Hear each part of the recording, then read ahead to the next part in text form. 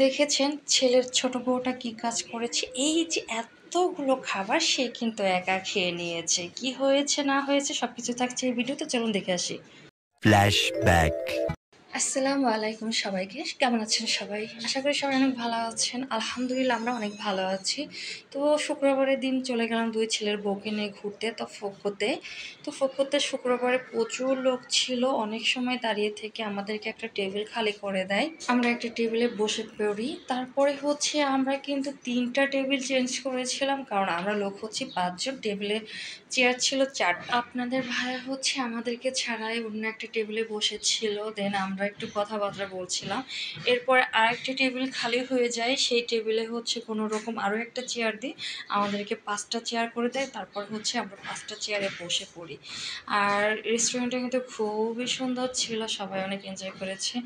আর মূলত হচ্ছে ভাস্তিদের meat box খেতে খুব ইচ্ছা করছিল, তাই ওদেরকে সাথে করে চলে গেলাম মিট বক্স খাওয়ার জন্য।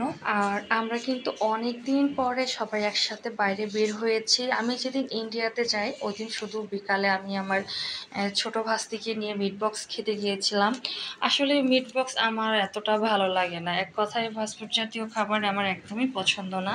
তারপরে হচ্ছে ওরা খেতে চেয়েছে, ওদেরকে নিয়ে গিয়েছি। আর আমি একদম হচ্ছে ছোটোখাটো জিনিস খেয়েছি, এই চিকেন ফ্রাই আর হচ্ছে এই টুকিটাকি জিনিসগুলো অর্ডার করেছিলাম। আমি আর আমার ভাস্তি ছোটজন যতই ডায়েট করার কথা বলি না কেন, ডায়েট কিন্তু আমাদের দ্বারা একদমই হবে না।